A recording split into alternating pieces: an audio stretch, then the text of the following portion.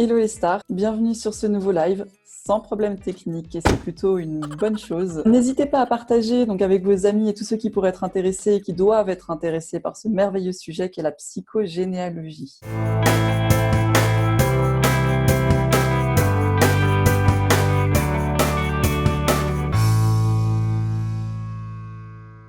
En tout cas, on vous remercie de nous rejoindre pour ce nouveau live entre terre et ciel. Vous pouvez aussi nous envoyer vos questions en message directement sous la vidéo et on y répondra volontiers si on peut. On n'a malheureusement pas la science infuse, mais on adore partager avec vous et donc si on peut répondre à quelques questions, ça nous fera grand plaisir. Et puis si on ne connaît pas la réponse, on la cherchera et ça nous permettra aussi d'apprendre en même temps que vous. Vous pouvez aussi nous soutenir en mettant des likes, en partageant nos posts et en suivant notre page. Comme ça, vous serez informés au fur et à mesure de nos posts et de nos lives qu'on met à jour régulièrement. Exactement, on essaie de faire des choses qui peuvent plaire au plus grand nombre. Donc, et puis, on essaie de partir un petit peu dans différentes directions parce que c'est sympa aussi de ne pas rester toujours sur les mêmes sujets. Et puis, parce qu'on est passionné, nous aussi, de découvrir plein de nouvelles choses et qu'on aime bien vous le faire partager derrière. On a déjà eu quelques partages. Merci à Nico d'avoir partagé notre live. C'est génial, c'est super sympa. Donc, comme d'habitude, la vidéo sera ajoutée à notre chaîne YouTube qui porte le même nom que la page, donc Entre Terre et Ciel, pour que vous puissiez revoir la vidéo du live ou toutes les autres vidéos qu'on a remontées et qu'on a partagées sur YouTube. Et tu as remonté. Rendons à César ce qui appartient à César. C'est gentil, mais bon, je rigole bien pendant que je remonte les lives, donc t'es toujours avec moi de toute façon. Oui, mais pour moi c'est quand même plus cool parce que j'y suis de façon émotionnelle et sympathique,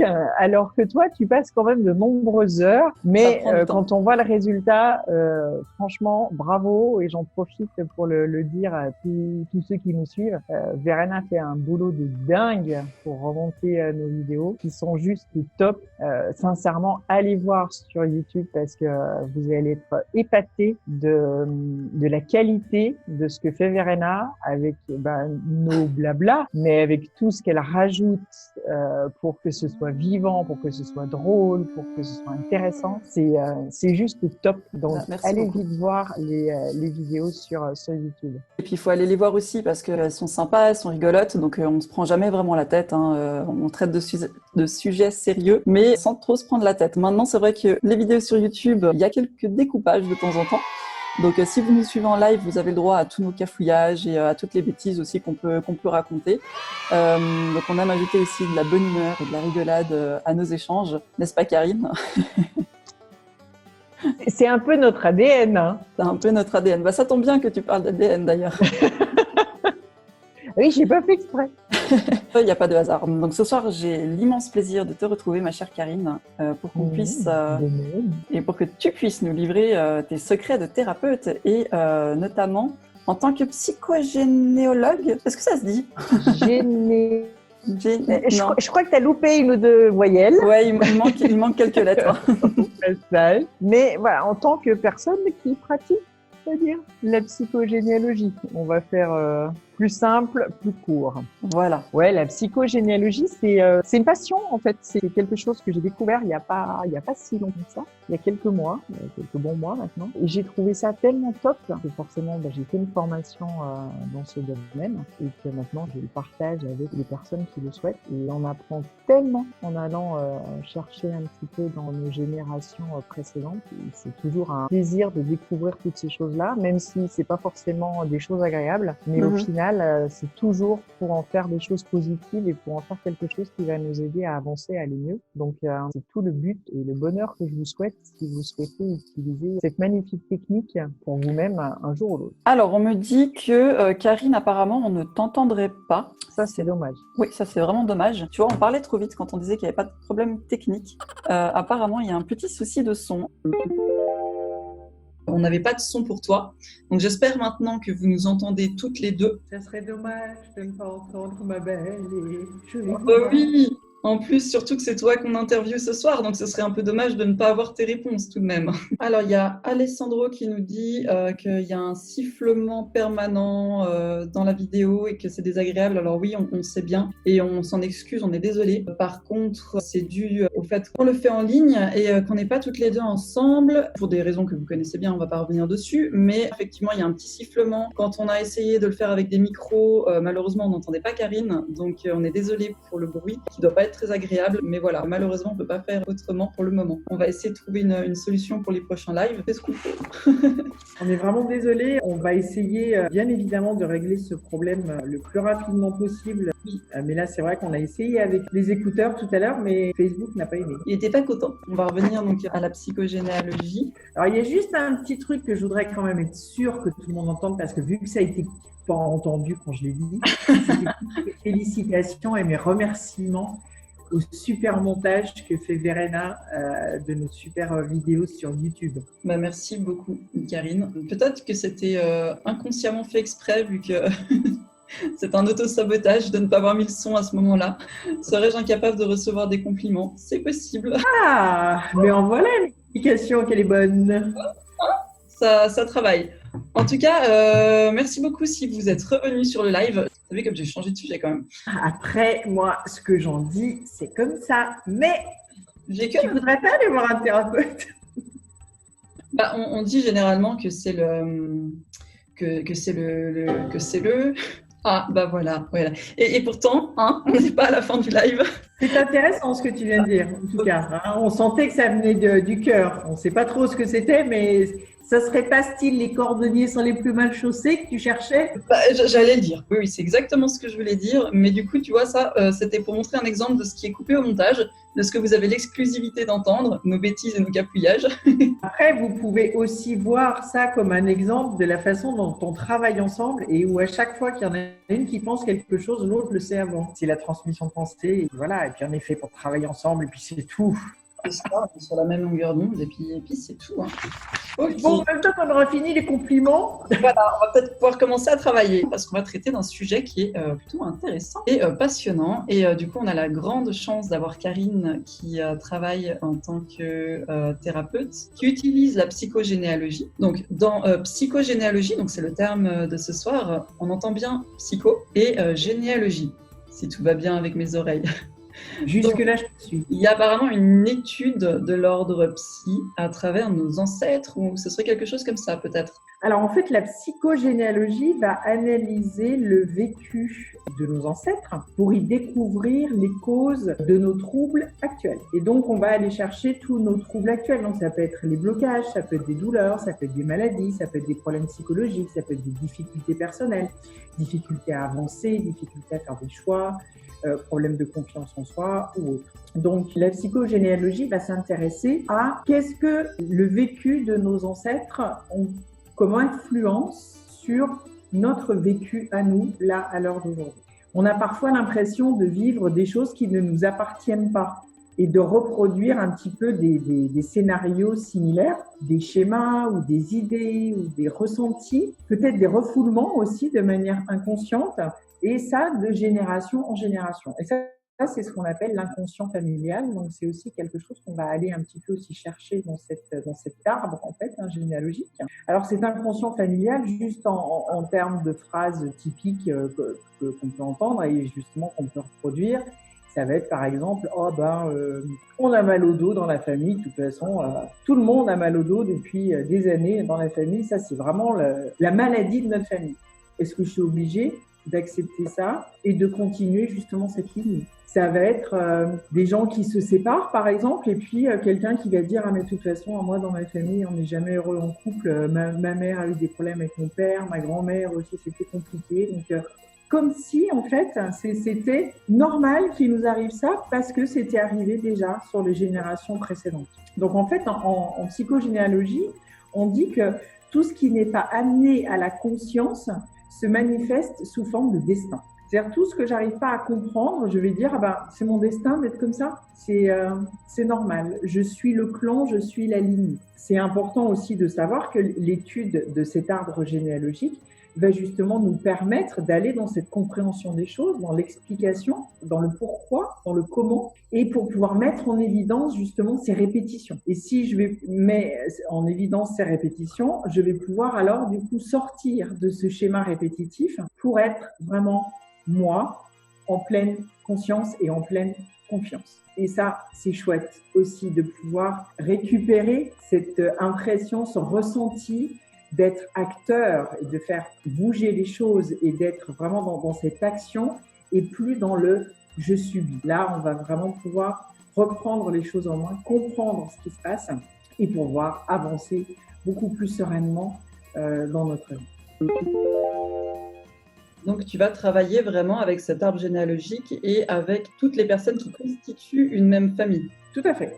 C'est la personne, la patiente, le patient, le client qui va te donner les informations qu'elle connaît sur ses ancêtres ou en tout cas sur sa famille. Et à partir de là, il y aura des schémas répétitifs où toi, tu vas voir des choses qui... Exactement. En fait, on va remonter sur 4 générations. C'est-à-dire la personne qui va venir, on va remonter, donc on va partir d'elle, première génération, on va remonter parents, deuxième, grands-parents, troisième, arrière-grands-parents, quatrième. Donc on va remonter sur ces générations-là parce qu'en fait, les conflits biologiques familiaux sont transmis sur 4 génération. C'est-à-dire que c'est souvent à la 4e génération de régler tous les conflits qui ont été accumulés lors de ces générations précédentes. Sacré boulot. Ah oui, effectivement, oui. Et en fait, c'est les conflits non résolus, donc suite à un choc biologique, à un drame, sont transmis donc de génération en génération, de façon totalement inconsciente. On est vraiment au niveau inconscient. Et c'est la 4e génération que l'intensité monte au maximum. Et donc, tout pense à croire que c'est justement pour ça que c'est cette 4e génération qui est souvent la plus à même à régler les conflits et les problèmes qui se sont donc accumulés avant dans l'histoire généalogique. Et si ce n'est pas le cas, en 5e génération, eh bien, le drame initial va se reproduire de manière identique à celui d'origine. Donc c'est pour ça que la 4e génération a un sacré boulot à faire pour pas perpétuer encore et encore et encore le conflit qu'il peut y avoir dans la famille. Ça ne veut pas dire que seule la 4e génération peut régler ces problèmes-là. Bien évidemment, les générations intermédiaires ont toutes la possibilité de solutionner. Comme je disais, comme c'est cette intensité qui monte, souvent la première, deuxième, troisième génération va le vivre de façon souvent moins forte, moins violente que la 4e génération, où ça va amener un peu vraiment son paroxysme. Et cette 4e génération va avoir plus de ressenti et dire mais juste là, il faut que ça s'arrête.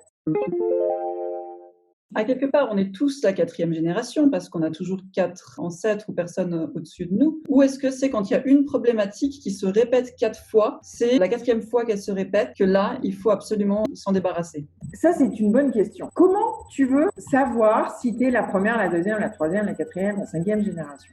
Et oui. Ça va vraiment être justement dans son ressenti, c'est-à-dire que moi, les personnes que j'ai eues justement en psychogénéalogie, à chaque fois, on s'est rendu compte que c'était la 4e parce que c'était justement cette intensité qui était encore plus forte et où là, il fallait vraiment faire bouger les choses. Après, on peut solutionner à n'importe quel moment. On sait juste que la 4e génération, c'est celle qui est le plus à même parce que c'est celle qui va ressentir le plus de choses. Quand tu as mal quelque part ou tu as une maladie, tu sais pas que ça s'est répété peut-être déjà chez tes arrière-grands-parents, qui a déjà eu ça chez tes arrière-grands-parents, ça, il faut aller chercher ces choses-là. Ça va vraiment être en fonction de notre ressenti à l'instant T. Qu'est-ce qui se passe dans mon corps? Qu'est-ce qui se passe dans ma tête? Qu'est-ce qui fait que là, j'ai foncièrement dans mes tripes ce ressenti qu'il faut que ça change? Toi, si tu as envie de le solutionner, tu fais ton arbre. Si tes parents ont envie de le faire, c'est pas que ça n'a pas d'importance. C'est qu'il faut que ce soit vraiment en ressenti avec la personne. Qu'est-ce qui fait qu'à ce moment-là, c'est tellement encombrant, c'est tellement lourd, c'est tellement fort qu'il y a cette envie d'aller au-delà de ça. Finalement, de savoir d'où on vient, de refaire notre arbre généalogique, concrètement, ça se passe comment? Une séance va se passer comment? Alors, concrètement, on va prendre un petit schéma dans ce style-là. Voilà. On va venir construire un petit peu l'arbre avec des cercles, avec des triangles, selon si on a un garçon, si on a une fille. On va venir vraiment créer notre arbre à partir de nous, c'est-à-dire qu'on va commencer bien évidemment avec notre prénom, avec notre date de naissance. Et puis petit à petit, on va remonter. Donc là, ça va être la personne qui va venir faire justement son arbre généalogique. Donc un rond pour une fille, un triangle pour les hommes. Et puis on va commencer à partir donc sur nos deux branches, la branche paternelle et la branche maternelle. Et on va essayer de remonter donc parents, grands-parents, arrière-grands-parents. Ça, bien évidemment, les arrière-grands-parents, c'est souvent le plus compliqué à retrouver. Et c'est pas parce qu'on n'a pas toutes les infos qu'on peut rien faire et qu'on ne peut pas avancer. Il faut se rassurer parce que souvent c'est là, même moi les arrière-grands-parents, je sais même pas quand est-ce qu'ils sont nés ou morts ou ce qu'ils ont eu ou ce qu'ils ont vécu. Mais c'est pas pour ça que désolé, on peut rien faire. Donc on va essayer vraiment de remplir avec bien évidemment aussi les prénoms, avec les dates de naissance, les dates de décès éventuellement, et puis toutes les informations importantes qui peuvent justement caractériser chaque personne. Ça va être son métier, ça va être s'il y a eu des maladies, s'il y a eu des conflits, de la violence ou autre. On va essayer de noter un maximum de choses pour pouvoir faire ces liens entre les différentes générations et qu'est-ce que ça amène justement à la personne qui est venue faire cette étude-là. Par exemple, si je prends juste cet exemple-là, cette personne, par exemple, dans cet arbre généalogique, il y a énormément de fausses couches, il y a des IVG, il y a des problèmes avec les enfants et ça va être une personne qui va avoir des peurs d'être maman. Ça va être une personne qui va peut-être venir en disant non, moi j'ai pas du tout envie d'avoir des enfants. Sans savoir forcément pourquoi, juste vraiment de ressentir ça. Et quand on remonte dans cet arbre, on voit qu'effectivement avec les enfants, il y a eu effectivement beaucoup de morts, de mortalité, qu'elles soient voulues ou non. Ça va avoir une influence sur la personne et son désir justement de maternité. Parce qu'il y aura vraiment des peurs inconscientes sur si je deviens maman, je vais perdre mon bébé. Ces peurs vont être enfouies. La personne peut mettre ça peut-être sur le compte oh non, moi je suis très très bien comme ça en couple, ça se passe super bien, j'ai pas du tout envie d'être maman ou j'ai pas du tout envie de fonder une famille. Ça sera une façon aussi de se rassurer. Ça peut être aussi dans un arbre généalogique par exemple où là, cet arbre-là, il y a beaucoup de violence, que ce soit physique ou psychologique, donc qui touche à l'amour justement, parce que c'était beaucoup entre les couples et entre les parents et les enfants aussi, donc cette peur aussi de transmettre aussi à ses enfants de la violence physique ou psychologique, donc du coup aussi pareil, je préfère ne pas avoir d'enfants. Et donc ces personnes peut-être, et c'est le cas d'ailleurs, peut-être un petit souci au cœur, parce que c'est le cœur, c'est l'amour qui en prend un petit peu plein avec toutes ces violences-là. Je vois aussi dans cet arbre, par exemple, qu'il y a beaucoup de maladies, et cette personne-là est thérapeute. Justement, on ne choisit pas non plus son métier par hasard. Notre métier est souvent là pour dire ce que je veux réparer, ce que j'ai besoin aussi de réparer. Cette personne, par exemple, dans cette famille-là, m'a expliqué qu'il y avait beaucoup de non-dits, beaucoup de choses qui ne se racontaient pas, beaucoup de choses qu'on imaginait parce que les personnes ne voulaient pas raconter l'histoire. Dans ces cas-là, forcément, notre cerveau, il va se faire des films, comme on dit. Il va essayer d'imaginer pourquoi ça se passe comme ça, qu'est-ce que ça voulait dire, etc. Et par exemple, sa maman est secrétaire, un secrétaire. Chaque chose a un sens et plus on va aller dans l'explication de ce sens, plus on va pouvoir lâcher justement ce qui ne nous appartient pas. Cette personne, par exemple, a un prénom qui finit avec une voyelle et si on regarde toutes les femmes de ces générations, que ce soit maternelle ou paternelle, on retrouve tous les prénoms qui finissent aussi de la même façon. Donc c'est aussi une façon de continuer la lignée, d'être vraiment dans ce clan. Et cette personne a un frère et son frère a exactement la même chose, c'est-à-dire que la terminaison de son prénom est la même que la terminaison des prénoms de tous les hommes de ces générations aussi précédentes. Donc il y a vraiment une appartenance au clan qui est très forte, comme si sortir de ce clan, c'était quelque part trahir. Donc peut-être que cette personne aussi n'a pas envie d'avoir d'enfants, parce que si jamais ça se passe bien, c'est une façon de trahir entre guillemets le clan. Tous les autres ont eu des problèmes avec les bébés, ont subi des fausses couches, ont eu des IVG, et moi ça se passe bien. Est-ce que j'appartiens toujours finalement du coup à cette lignée? Donc ça peut être aussi une peur inconsciente par rapport à ça. Oui, donc si ça se passe bien, elle trahit clan. Et si ça se passe mal, c'est compliqué à vivre aussi. Donc finalement… Alors, si ça se passe mal, ça la rassure parce qu'elle appartient bien à ce clan, à cette lignée. Mais c'est elle qu'elle trahit. Parce qu'elle trahit son propre besoin de guérison. Mais ça, c'est aussi quelque chose qui est compliqué après, parce que quand on sort tout ce qui se passe en psychogénéalogie, c'est bien. Et après, qu'est-ce qu'on en fait? C'est ce que j'allais te demander du coup. À quoi ça sert concrètement de savoir tout ça, de faire des liens avec des membres de sa famille, de savoir qu'un tel était malade et qu'on a la même maladie, de savoir qu'on est embêté avec justement ce désir de ne pas trahir le clan, mais en même temps de ne pas souffrir. Une fois qu'on le sait, on en fait quoi? Alors, en fait, établir notre arbre psychogénéalogique, c'est établir une prise de conscience de notre programmation, comme on vient de voir. Donc, c'est vraiment prendre conscience de cette programmation, comprendre la problématique au travers de toutes ces répétitions familiales. Qu'est-ce que ça a généré aussi au niveau de ma famille, ces répétitions? Ça a peut-être généré des états dépressifs importants, peut-être des suicides, peut-être des cancers, peut-être des séparations dans les couples, peut-être justement des mésententes aussi entre frères et sœurs. Qu'est-ce que ça a généré à chaque fois dans les générations? Et si on regarde, en fait, à chaque fois, c'était les mêmes problèmes qui se répétaient. Donc, ça permet vraiment de prendre conscience de ces répétitions familiales. Et du coup, ça va nous faire prendre conscience aussi de notre place dans cet arbre. Comment on se positionne, nous, par rapport aux autres membres de la famille. La place et aussi les projections familiales dont j'ai hérité, parce que je ne suis pas obligée d'hériter de tout non plus. Et puis, je peux hériter aussi du positif, heureusement. Donc, ça permet aussi de faire le tri. Ça, j'ai reçu ça et franchement, je trouve ça super bien. Et ça, j'ai vraiment envie de le garder parce que c'est quelque chose qui m'apporte de la joie, c'est des valeurs importantes, c'est quelque chose dans lequel je me sens à l'aise. Et puis, il y a peut-être d'autres choses où, je me rends compte que je réagis de la même façon que ma mère ou mon père quand on dit quelque chose. Je me mets en colère de la même façon ou alors je me mets à pleurer tout de suite de la même façon. Et ça devient lourd et ça, j'ai plus envie, moi, de le vivre. Mais finalement, en y repensant, tiens, je me rends compte que ma grand-mère aussi, elle réagissait de la même façon aussi. Elle était plutôt quelqu'un qui se mettait tout le temps en colère ou pleurait tout le temps quand on lui disait quelque chose. Donc, c'est là où on voit cette répétition à travers les générations et où à un moment où, nous, non, on n'est plus dans l'obligation de continuer sur cette façon de ressentir et d'exprimer et de vivre les choses.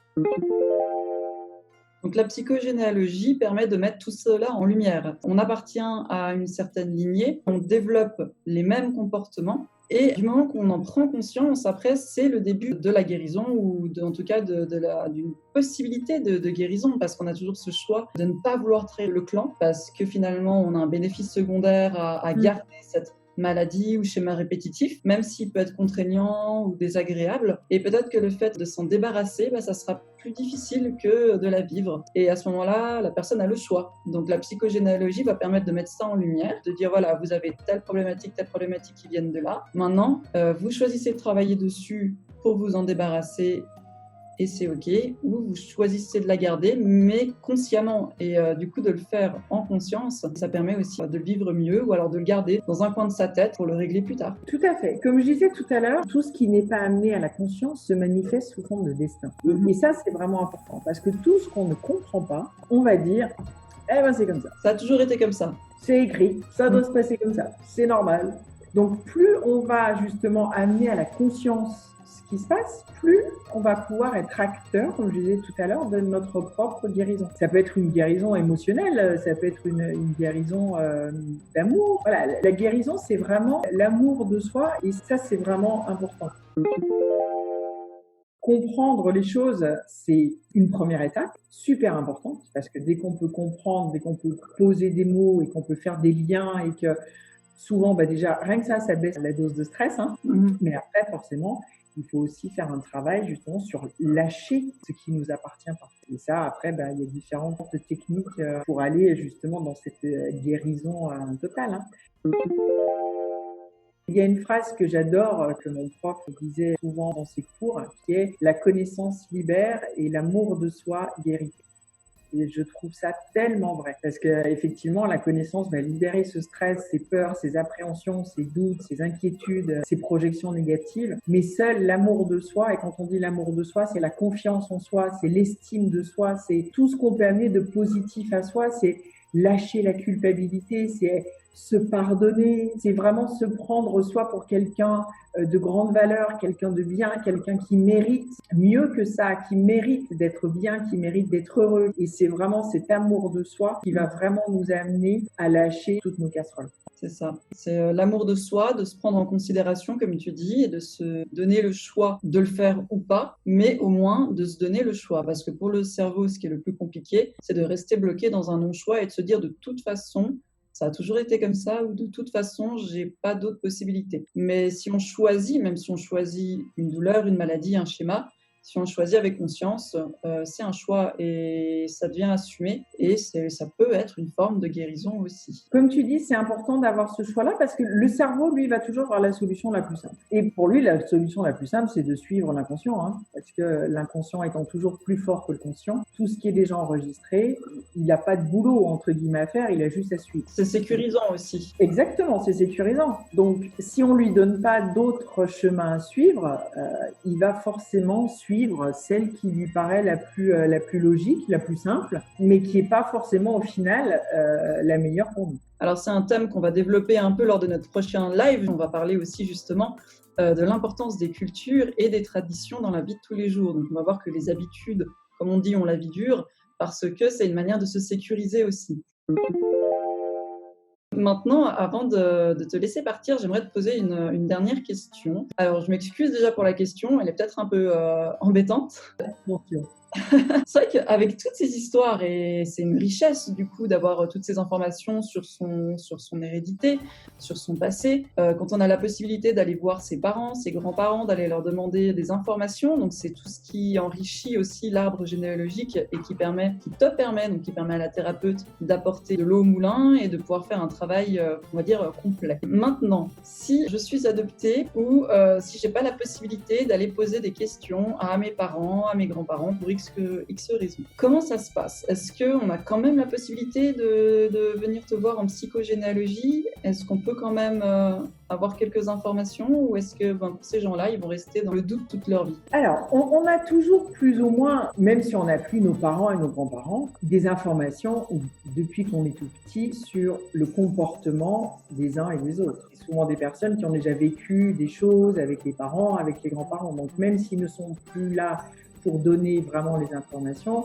on a toujours ce ressenti et ce vécu-là sur lequel on peut travailler. On a toujours des choses sur lesquelles on peut travailler et on a toujours des informations quand même en nous qui nous permettent d'avancer et qui nous permettent de trouver des solutions. En ce qui concerne l'adoption, là c'est un sujet un peu plus compliqué parce qu'en fait c'est comme si la personne du coup avait plusieurs arbres. Elle a son arbre génétique, alors qu'elle ne connaît peut-être pas, justement, mais où ces influences-là génétiques sont quand même là et qu'elle peut quand même ressentir. Hein. Et puis, il y a son arbre, je dirais, psychologique, avec la famille dans laquelle elle vit depuis des années. Et tous ces comportements-là, cet inconscient-là, va quand même être transmis par l'éducation, par les paroles, par des gestes, par des façons de faire. Il y aura aussi des choses à travailler de ce côté-là. Il y a une double richesse, entre guillemets, dont une qui est plus compliquée à accéder, mais ça ne veut pas dire qu'on ne peut pas faire aussi quoi que ce soit. On va travailler aussi bien évidemment sur les ressentis, parce qu'elle peut ressentir aussi peut-être des choses inconscientes sur sa lignée vraiment familiale génétique, qui sera peut-être justement aussi réactivée par la famille avec laquelle elle vit, par des comportements et autres. Ça peut s'entrechoquer et justement aussi avoir des éléments positifs sur lesquels travailler. Tu veux dire que même en étant adopté, à quelque part, on ne choisirait pas cette famille au hasard? Alors ça, on rentre dans un autre sujet. Hein. Je ne m'avancerai pas là-dessus. Le hasard, fait bien les choses, comme on dit. Hein. En général, effectivement, comme toutes les rencontres qu'on fait dans notre vie, que ce soit amicale, que ce soit amoureuse, que ce soit professionnelle, moi je suis persuadée qu'on ne rencontre jamais personne par hasard et qu'on ne rencontre jamais personne pour rien. Toutes les personnes que l'on peut croiser dans notre vie sont là pour nous amener quelque chose de positif au final, même si sur le moment, voilà. Mais ça va nous aider dans tous les cas de figure, c'est de quoi je parle, à créer, à nous faire avancer et à nous faire travailler sur quelque chose à l'intérieur de nous. Donc c'est vraiment important. Chaque personne qu'on rencontre est là pour nous apporter quelque chose et pour nous faire avancer, pour nous faire grandir d'une façon ou d'une autre. On s'en rend compte des fois plus tard, mais oui. Peut-être beaucoup plus tard. Je ne vois pas de questions pour l'instant dans le chat. Bon, le petit sifflement, on a peut-être découragé plus d'un. On est désolé, hein, encore une fois. On va essayer de trouver une solution pour la prochaine fois. Mais que serions-nous, Karine, sans nos problèmes techniques? Tu vois, ça c'est quelque chose qu'on reproduit tout le temps. Peut-être qu'il faudrait qu'on se regarde. On va faire notre arbre généalogique en commun et on verra s'il y a peut-être des similitudes.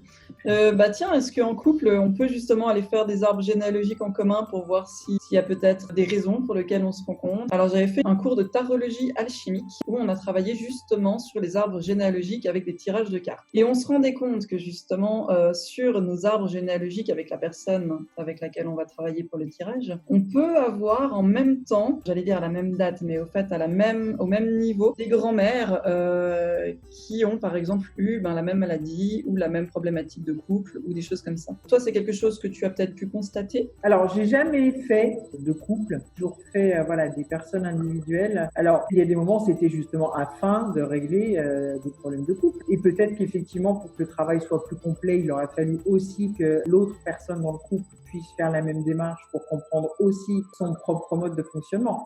De toute façon, plus les personnes vont chercher à comprendre le mode de fonctionnement, la personnalité, le pourquoi, le comment, et puis son histoire personnelle, émotionnelle et autres, plus on a d'éléments, plus après la guérison et le changement de programme va être facile. Bon, j'avais menti, hein, j'avais dit une dernière question, donc je t'en ai posé encore une dernière. Mais tu es un puits intarissable de connaissances et c'est toujours un plaisir de t'écouter parler. Non, mais c'est vrai qu'entre couples aussi, c'est intéressant de toujours chercher les conflits de base. C'est-à-dire que dans l'arbre généalogique, on va venir chercher aussi les conflits qui peuvent exister, qu'on va étudier après, notamment en décodage de vie. Que ce soit les conflits de territoire, les conflits de dévalorisation, les conflits de digérer ou d'exprimer, il y a toutes sortes de conflits. À travers ces conflits, on va pouvoir voir aussi du coup les implications au niveau du corps. Sur quelle zone du corps ce conflit-là va surtout le plus agir et en tout cas sera ce qu'on appelle l'organe ou la zone cible de tout ce qu'on ressent au niveau psychologique. Donc plus on va être aussi au niveau du couple dans des recherches de ces conflits et voir justement cette compatibilité, parce que peut-être que si deux conflits de territoire se rencontrent, effectivement, ça va être compliqué de construire justement un territoire commun, hein. Ça c'est clair. Plus on travaille en couple, plus on cherche, et non plus on trouve, hein, et plus on solutionne. Je pense aussi, mais après ça c'est des croyances personnelles, qu'on rencontre donc pas les gens au hasard et que dans le couple on rencontre aussi celui ou celle qui va nous faire travailler et mettre en miroir aussi en résonance ce qu'on a besoin de travailler ou de chercher en nous, que ce soit de manière positive ou moins positive quand des fois on n'a pas d'autres moyens de le voir. Oui, il y a des moments l'effet miroir fait mal, hein. Des moments on se le prend un petit peu violemment, oui effectivement.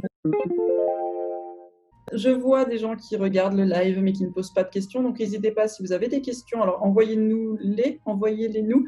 C'est signe qu'il faut qu'on termine ce live. Vous pouvez nous envoyer vos questions donc par message privé, par email. Vous pouvez nous envoyer vos messages et vos questions et on essaiera d'y répondre en dehors de cette vidéo du coup parce que c'est le moment qu'on termine. On se retrouve bientôt donc pour parler des traditions et notamment les traditions de Noël. On sera quand même à quelques jours de cette belle fête de fin d'année. Le 11 décembre, donc à la même heure, 17h30, 18h30, n'oubliez pas d'être présent. Et si vous ne pouvez pas être présent, vous pouvez toujours aller voir les vidéos sur YouTube. Alors, on a la dernière qu'on a faite et qui est juste exceptionnelle sur Halloween, qui était très très drôle, qui a été montée aussi de manière assez dynamique. Donc, n'hésitez pas à nous faire un retour si vous aimez bien ce genre de montage. Si ça vous plaît de regarder des vidéos comme ça. Et il y a notre vidéo sur les chakras aussi, qui était un peu plus longue, mais exceptionnelle, avec beaucoup d'informations.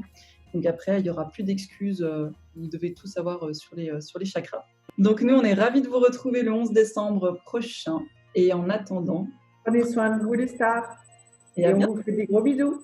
Ciao, ciao.